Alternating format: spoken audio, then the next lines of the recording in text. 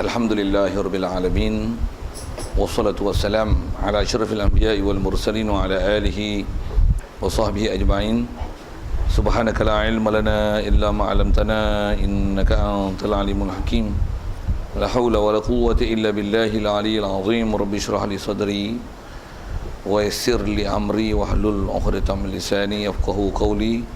Allahumma iftah 'alaina bi futuhil 'arifin bik. Allahumma ja'alna minal ladzina yastami'una al-qawla fayattabi'una ahsana. Allahumma 'allimna mimma jahilna wanfa'na bima 'allamtana wa zidna 'ilman nafi'a ya rabbal alamin. Qala Syekh Musannif rahimallahu taala wa nafa'na bihi wa bi 'ulumihi fid dharain amin. Kita di muka surat 14 kata musannif, dan yang keempatnya air yang mutanajjis,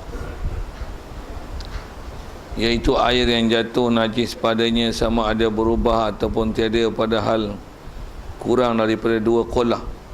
Ini jikalau adalah najis itu menajiskan air bersalahan. Demikian lagi rasanya. Ya, terus sekalian, pertama sekali, marilah kita rasakan syukur, terima kasih kepada Allah Ta'ala. Syukur kita pertama sekali nikmat hidup yang masih diberi, syukur di atas nikmat Islam yang kita perolehi, syukur dijadikan hati sanubari kita boleh membenarkan semua ajaran Nabi SAW, yang dengan itu pula kita boleh jadi taat, patuh pada perintahnya, membenarkan dan mengakui, mengiktiraf segala suruhannya dan meninggalkan larangannya. Syukur nikmat itu diberi ke kita, dan itu ialah antara nikmat besar yang diberi atas muka bumi ini, dan kita ialah yang dapat nikmat-nikmat itu. Syukur banyak-banyak. Begitu juga syukur sihat lapang masa diberi.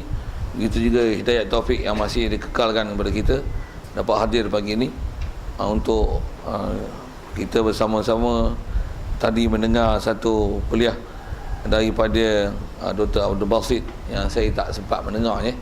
Jadi kot ada kita boleh share, kita share lain insya-Allah. Dan insya-Allah untuk kita punya pertemuan ni sambung kitab kita baca daripada Matlaq Madrain insya-Allah.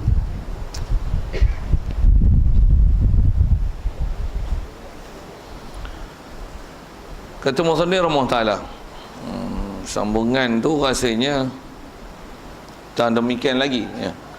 Kata musannif demikian lagi, najis yang halus tiada dilihat oleh mata yang pertengahan, dan jikalau najis mughallazah sekalipun, maka sekaliannya itu tiada menajiskan sesuatu yang cair. Begitu juga dan air. Ada sekalian, apa yang kita nak sambung ni, nisbah kita bicara adalah air mutanajis, yang prinsipnya jika air itu kurang 2 qolah, masuk najis yang tak dimaafkan, maka dia menajiskan air.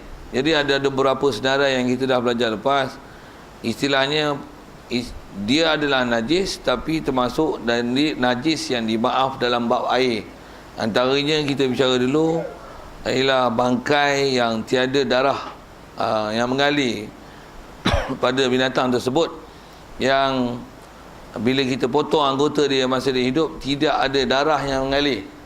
Jadi bangkai binatang itu dia masuk mati dengan sendirinya, dan bukan dengan perbuatan kita memasukkan dan tidak mengubahkan sifat air yang sedikit itu, maka air tersebut tak najis. Kita ada bicara panjang itu, dan juga ada sedikit kita bicara yang lepas tentang istilah binatang air, mana yang istilah boleh dimakan tak makan. Sambil itu kita ada bincang bab tu itu.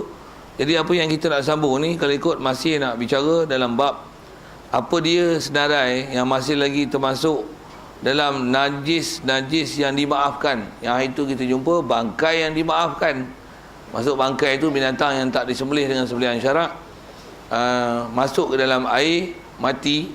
Dia tak mencemarkan air dengan syarat tadi, tak sengaja dimasukkan dan tak mengubahkan sifat air. Yang ni seterusnya adalah masih najis yang istilahnya najis ma'fu, najis yang dimaaf. Baik. Atas ayat asal disebut demikian lagi, kata dia, antara najis yang dimaaf ialah najis, tapi najis ni yang halus. Istilah halus ni kalau sikit bahasa kita yang seni. Seni dah halus dia itu tahapnya tiada dilihat oleh mata yang pertengahan. Istilah mata pertengahan ni mata yang mengikut piawaian mata keupayaan Allah Ta'ala beri pada manusia. Itu istilah mata pertengahan. Standard kita tu guna standard lah. Piawaian tu bahasa Melayu yang telah dipakai juga pada bahasa Inggeris. Tapi bahasa Inggeris yang kita selalu pakai ikut standard lah. Jadi mata orang standard ni tera ni nampak tak? Jadi istilah tu dipanggil mata yang pertengahan. Jadi asal disebut ialah mana-mana najis yang terlalu seni, nisbah piawaian mata kita tidak boleh mengesan dan melihat dengan seni tersebut untuk boleh mengesan dia, atau bahasa orang putih sikit, mata tak boleh detect najis tersebut kerana terlalu halus. Najis tu dimaafkan. Jikalau yang najis yang seni tu, yang mata kita tak ada keupayaan untuk detect dia, sekalipun najis mughaladzah sekalipun. Apa dia contohnya? Bahasa mudah yang selalu disebut, kalau saya ngaji, tuan guru selalu buat misal yang cantik untuk mudah faham sekali lalu. Apa dia? Misalnya, najis yang ada pada kaki lalat. Lalat dah lah tak besar mana kan. Kan lalat ni umumnya binatang yang memang suka ke tarik. Bahasa mudah itu tarik sana. Kan? Dan antara tarik itu tarik khinzir. Dan kadang bukan tarik khinzir, bangkai khinzir, apa khinzir, semua khinzir lah. Dan memang bila dia duduk di najis, mestilah kaki dia najis. Dan dia tak pernah pula ada konsep basuh kaki untuk datang ke kita, betul kan? Jadi katalah kita nampak tai ayam ni, dia hinggap di tai ayam. Tai ayam ni, tai ayam pun bukan tai ayam biasa. Tai ayam kampung ni kalau orang Perak, tai ayam Moneh tau, tai ayam Moneh, tai ayam candu. Faham kan tai ayam tu? Tak faham tanya lain apa bahasa tai ayam Moneh tu. Kita nampak lalat pula bukan lalat biasa, lalat hijau. Okey. Lalat besar lah kan, lalat dia duduk kat tarik tu. Ni sampai belacan. Faktor kesihatan satu hal lah, ada pencemaran apa tu, kita tak bicara situ. Kita tak bicara bab pencemaran, kita bicara bab najis yang boleh dikesan dengan mata. Mesti dia duduk di kat tarik, ada tarik di kaki dia, dihinggap di sambal belacan, disinggap ke air sirap kita. Kawasan kita pun kebetulan musim ni hujan, lepas kemarau apa dulu banyak lalat. Adalah kan. Tarik angsa ada, tarik ayam Belanda ada, khinzir pun keliling berkeliaran, macam-macam kemungkinan. Binatang pula kita bukan bicara nyamuk ni, kita bicara lalat. Dia SOP dia, standard operation procedure dia, tarik. Boleh faham kan? Mesti ada najis di kaki dia sikit. Siapa boleh nampak najis di kaki lalat? RM10 saya bagi. Ada pun. Siapa boleh nampak najis di kaki lalat? Tak ada, nasib selamat duit saya. Okey, kita cerita isu ni lah. Dia hinggap kat air sambal belacan, gulai kawah lah tu. Elan hari ni gulai kawah kan. Okey, soal, menajiskan tak air tu? Tutup ibadah saya tak selesa. Dia orang panas kot. Ni tak? Saya tak selesa dia berdengung ni. Saya suka panas lagi pada sejuk. Tapi taklah suka masuk neraka. Sikit lagu roh sambil-sambil tu. Apa cerita tu dulu. Okey. Jadi di atas tak boleh nampaknya kita dengan mata kasar apa yang ada di kaki lalat tu. Tak najis lah. Tak lalu lain cerita. Kita bicara macam bab dulu juga. Begitu jugalah termasuk najis ni. Macam kita sebut, hari tu pun ada macam tu, kita sebut macam tikus. SD pun SOP dia tempat kotor. Najis, kaki tak pernah basuh, kencing tak pernah basuh, berak tak pernah basuh, jalan pula tempat kotor. Betul? Katalah dia masuk, kita bancuh air sirap ni, gulai kawah tu, jatuh tikus, berenang. Cross the kolah, cross the kawah, silap. Kawah dengan kolah, W dengan L. Sorry. Kawah tu dia cross. Tak mati pun, lalu je. Soal, najis tak?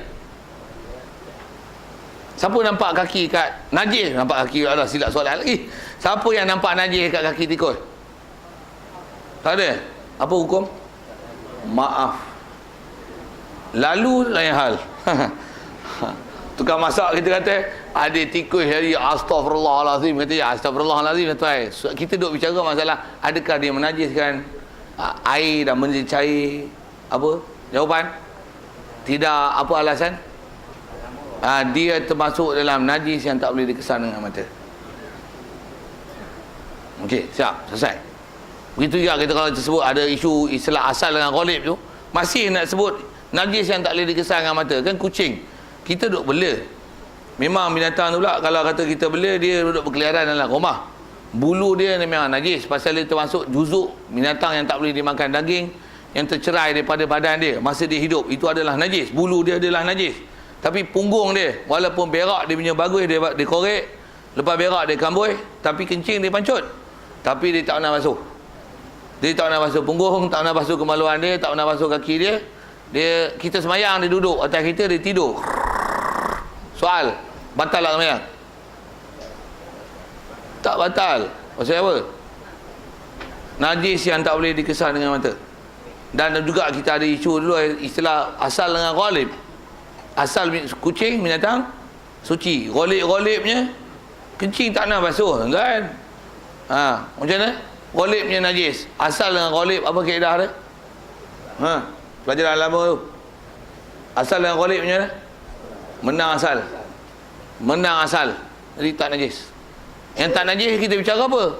Tangan punggung dengan kemaluan dia yang tak nak basuh, kaki dia tak nak basuh kaki tu.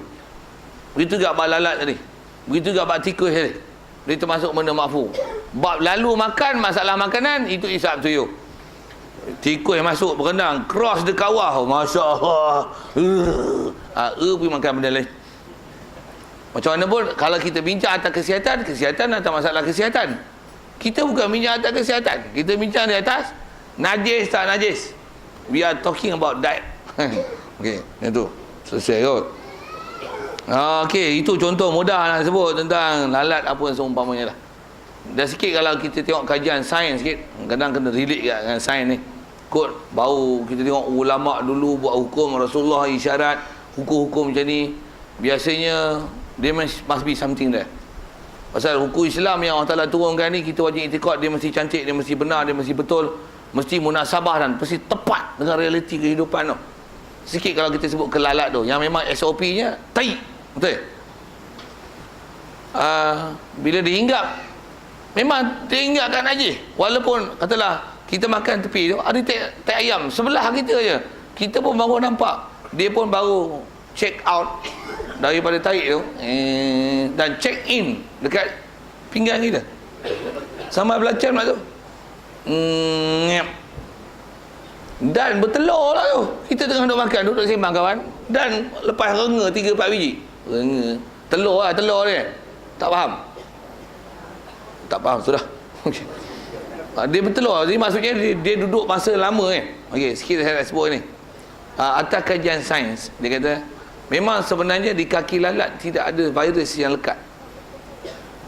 Atau dia sebut macam mana tau? Pasal kata dia mengikut kajian mereka, binatang khususnya istilahnya binatang halus, serangga terutamanya, dia kalau buat kajian begini, isi padu dia dengan luas permukaan serangga tersebut, kalau istilah saya ngaji biologi dulu, JLP per I, jumlah luas permukaan per isi padu dia adalah besar berbanding dengan binatang besar yang kapasiti isi padu dia besar tapi luas permukaan dia sedikit. Boleh faham tak bahasa itu? Tak faham, saya tahu tak ngaji sains semua. Saya kelas sains dulu, saya tahu boleh kata. Saya bukan nak belagak kelas sains dulu. Saya talking about information. Apa dia? Luas permukaan. Binatang kecil, isi padu dia tentu kecil, tapi badan dia besar dengan isi padu dia. Kalau kita sebut tempayan besar, benda nak takung isi besar tu bukan besar mana, tapi isi padu dia besar berbanding dengan benda kecil. Kita gunakan bahan banyak tapi takungan dia kecil je, isi padu dia. Boleh faham? Itulah JLP per I. Bila jumlah luar permukaan per isi padu dia besar, maksudnya kadar kehilangan haba dia besar, dan dia akan, badan dia akan cepat panas, dan apa benda air kena pada dia akan cepat kering. Boleh faham? Jadi kalau kata najis dia pijal dengan kaki dia yang ada struktur bulu, Bulu-bulu ni ialah antara penyebab meluaskan lagi luas permukaan yang ada pada suatu serangga. Boleh faham? Fakta sains ni, tuan-tuan tak faham pun tak wajib mengaji itu. Lepas tu pergi payah.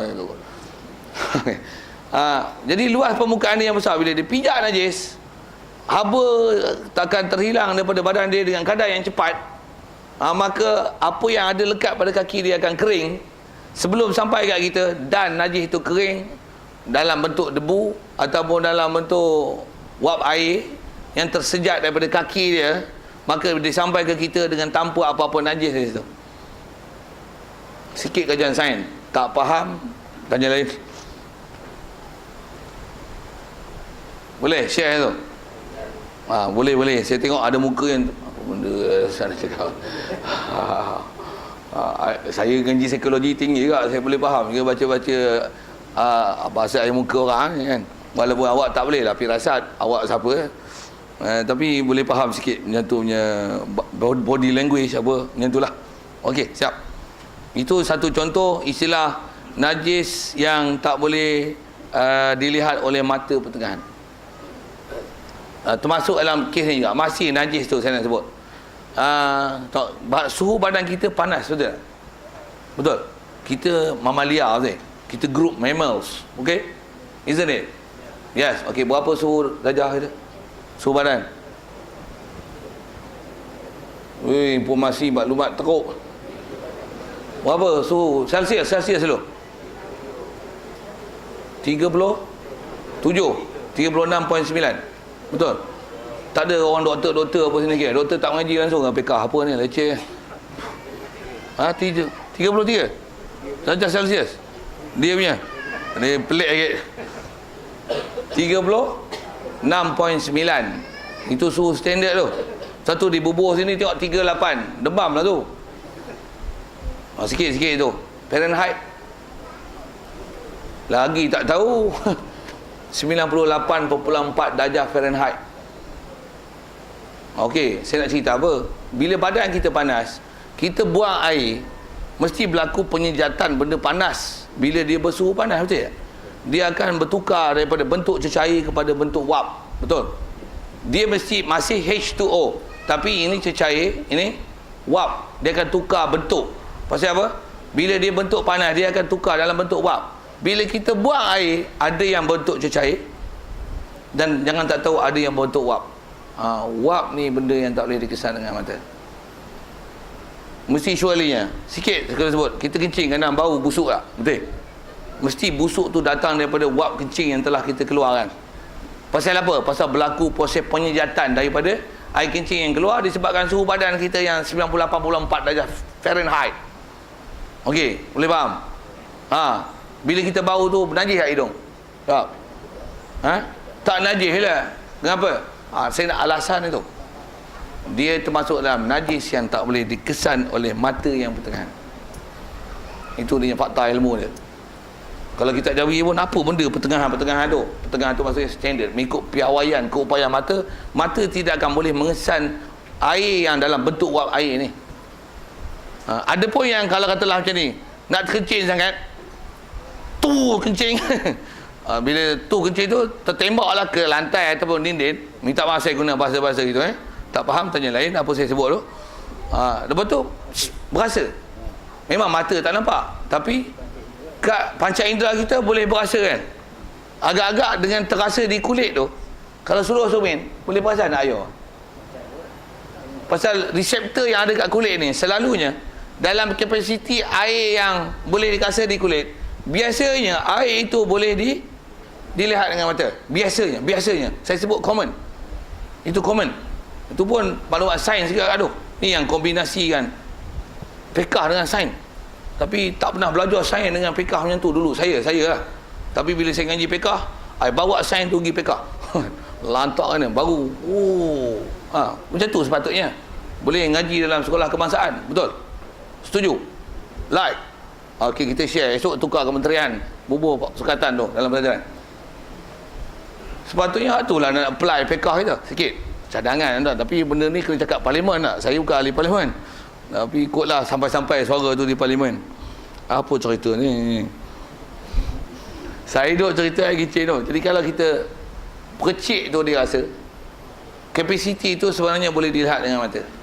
Jadi kalau mana kulit kita, reseptor yang ada pada kulit ni, dia tak boleh nak detect. Padahal kalau kita sembuh air pun kan boleh rasa kan. Kadang-kadang hujan rabu, hujan gerimis tu, yang macam kabus pagi tu, ada waktu memang kita boleh rasa basah. Ada yang kita rasa sejuk je. Dia ada tahap yang kita boleh rasa basah. Dia is water, you know. Water yang H2O dalam bentuk cair, bukan H2O dalam bentuk wap. Boleh faham? Tak terima kat dia orang tu. Saya tengok ada muka yang duk macam tu. Okay. Saya sambil. Jadi tak sebut tu lah. Jadi kalau najis yang tahap itu, ia adalah dimaafkan. Sekalipun najis khinzir. Itu disebut. Kayak saya sebut dengan kaki lalat, kita pula duduk dengan kawasan ladang babi katalah misalnya tu. Lalat pun memang lalat babi. Lalat apa saya tak tahu. Saya jangan tanya saya. Kalau saya belajar apa dulu geografi dulu, ada satu lalat di Afrika yang saiz dia besar.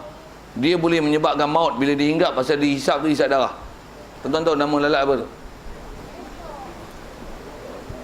Tuan-tuan tak tahu. Lalat CC, TSE. Lalat CC namanya. Tak tahu, pergi tengok artikel, tarikh saya tak ingat, ada berita harian keluar 25 tahun dulu. Tapi tengok arkib negara, simpan kat tu. Apa saya cerita ni? Macam cerita lalat babi ni. Katalah lalat babi ya meh. Walaupun memang pada babi, tapi pasal memang najis tu takkan boleh ada keupayaan mata melihat, maka dia termasuk malam makfu bila jatuh dalam air. Macam kutu babi. Kutu babi yang daripada babi, kaki dia mestilah duduk dalam najis mughaladzah kan. Betul, dia jatuh dalam air. Ataupun kutu babi tu jatuh kat Malaysia, duduk atas surau kita. Tengok kutu, memang kutu babi, kutu anjing. Bukan saja nama dia anjing, tapi memang kutu tu ada di anjing. Bofi dengan bahasa gitu kan. Macam mana tu? Adakah dia akan mughaladzahkan lantai? Tidak. Walaupun dia made in anjing ataupun babi, tapi pasal najis yang ada pada dia itu tidak boleh dikesan dengan mata, maka dia hukum asal binatang itu adalah suci, maka dia adalah suci. Okey, boleh faham kot? Binatang besar kucing pun roh. Binatang besar, ya. Binatang tu walaupun besar, tapi apa yang najis pada dia adalah benda yang tak boleh dikesan dengan mata. Yang kita boleh kesan besar tu apa dia? Kucing tu. Satu jangan terkecoh itulah. Najis yang ada kat dia itu tak boleh dikesan dengan mata. Okey, best soalan tu. Ataupun hatta macam ni, kaki kita. Cuma bofilah macam ni kan. Ada orang uli roti canai dengan menggunakan kaki. Pasal terlalu banyak. Lalu tak lalu lain cerita. Kita bukan cerita masalah lalu tau. Kita pun atok about najis. Katalah kaki pula. Kaki pun kaki tempat pijak, dan dia nak uli pun dia tak basuh. Dia bubuh dalam atas lantai je pun. Pijak gitu, nalah 4-5 orang. Air badan pun semua turun. Memang tak ada nak istilah kita bicara ni, tak ada najis yang boleh dikesan dengan mata. Lepas tu berak lah apa dan sebagainya, tu lain hal. Apa nak sebut tu yang tak boleh dikesan dengan mata. Uli dengan kaki. Najis tak? Sepung? Tak najis lah. Pasal apa? Tak boleh kesan dengan mata. Cuma awak tengok, awak tak makan. Uli dengan kaki, ya Allah. Macam mana pun, fake-nya macam mana? Itu. Dia tak menajiskan. Satu sikit macam ni. Macam mana ada benda jijik, tetaplah jijik. Saya bukan nak suruh telan juga benda jijik. Saya tak kata itu. Kita sedang bincang hukum. Kita sedang bincang status hukum. Pasal fakta hukum ialah hukum. Okey. Macam kita tengok, baru ni pun saya dihantar WhatsApp ada, Facebook ada, gambar anjing tengah duduk dekat orang jemur udang kering ni. Ada? Sama tak? Ada WhatsApp lagi tak? Selalu dia sama ya, kadang ada yang sama gambar. Anjing tengah lepak clear. Anjing weh. Untuk udang tu boleh makan tak? Udang mana tu? Tanjung Dawai ke? Tanjung Skru ke? Tanjung Paku? Tak tahu, kita pun tak nampak anjing. Nampak dalam gambar je. Memang anjing lepak ke? Kalau anjing lepak ali pun mana najis? Tak nampak? Apa hukum? Boleh makan tak?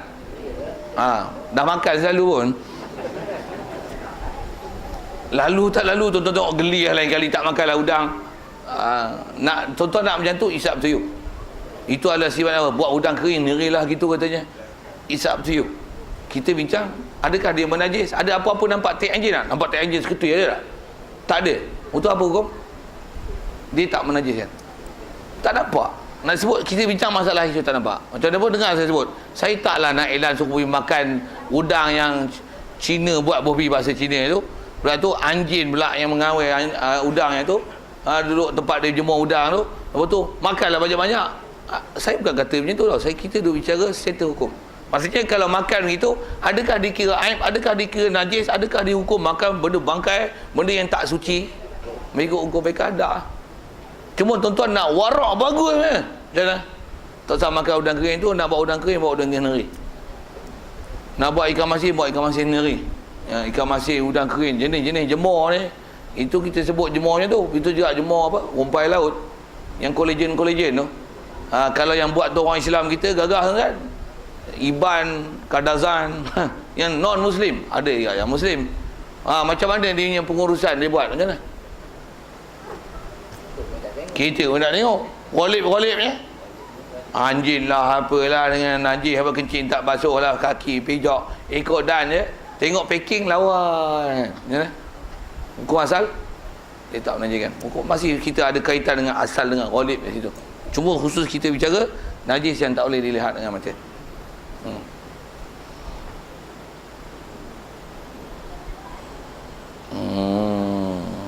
Baik. Maka sekaliannya itu tiada menajiskan sesuatu yang cair. Jadi kalau najis yang makfum macam ni, apa-apa benda cair dia tak najis. Jadi minyak cair, jatuh cicak, mati, tapi tidak berubah sesuatu. Bukan sengaja masukkan. Ambil cicak buang, minyak boleh pakai je lah. Minyak sapi lah tu. Bila minyak sapi dia tak istilah cair, dia beku. Macam mana pun beku keadaan dia macam mana. Kalau katalah keliling yang beku tu dengan sebab cicak mati ada sesuatu, just buang bangkai dan apa keliling, dia tak menajiskan semua. Hatta katalah najis sekalipun, tai cicak. Tai cicak bukan termasuk yang dimaaf. Tai cicak bukan bangkai yang dimaaf macam bicara dulu. Dia bukan najis yang tak boleh dikesan dengan mata. Dia memang najis. Jatuh dekat minyak sapi, ambil tai cicak, buang dengan tai cicak, dengan apa keliling tai cicak tu. Tapi kalau jatuh minyak nyor duduk dalam belanga, tak tutup pula, cicak berak. Macam mana? Faham? Haji, hantu najis. Hantu najis. Pasal apa? Dia tak dimaaf. Dia dalam bab najis tak dimaaf.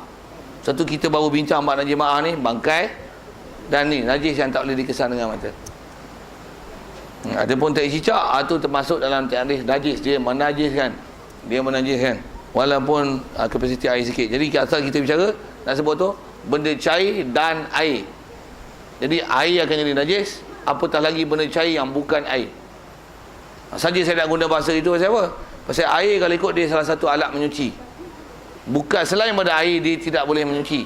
Kalau air pun jadi najis dengan sebab najis masuk, yang najis tak dimaafkan, apatah lagi benda yang tak boleh ada kuasa menyuci masuk najis, maka lagilah dia akan jadi hukum najisnya. Boleh faham? Misal minyak masak tu yang jatuh tak cicak, kalau air pun jadi najis, minyak masak lagilah jatuh jadi tak cicak, dia akan najis. Walaupun minyak banyak, ya betul. Dan minyak dia tak ada istilah dua kolah ataupun kurang dua kolah. Yang ada istilah kolah dua kolah ni hanya air sahaja. Satu buat misal je ni, bagus ayat dua kolah tak sebut tentang minyak tu. Katalah ni kilang sawit, tangki sawit kan besar kan, betul? Selalunya kalau selain pada air, dia akan ditutup dengan sempurna. Atas pun tutup, dia tak akan biar terdedah gitu. Air pun kalau ada kapasiti tempat penapisan biasanya ditutup dengan sempurna. Macam mana pun nak sebut macam ni, katalah tempat kilang minyak sawit, tangki yang sangat besar, jatuh satu tek cicak, dan minyak tu 2 kolah lebih. Saya nak ambil isu tu, jatuh tek cicak seketul, tak berubah apa pun. Soal, najis tak minyak? Jawab. Najis tak dia? Pasal apa pula najis? 2 kolah. Minyak, ya betul. Minyak tak ada istilah 2 kolah, tak ada 2 kolah. Satu ada orang jawab silap dulu tuan-tuan bab fiqh ni. Saya nak sebut nama pun tak payahlah. Tuan-tuan ada baca artikel dia, bacalah. Tapi tengok bodohnya fiqh. Ni kata orang zaman sekarang orang tak ngaji fiqh kan. Bodoh sampai tahap ni. Dia ada kata macam ni. Dia kata orang buat gulai. Gulai ni puyuk besar, belanga besar. Lepas tu kawah besar. Untuk gulai ni 2 kolah ataupun lebih.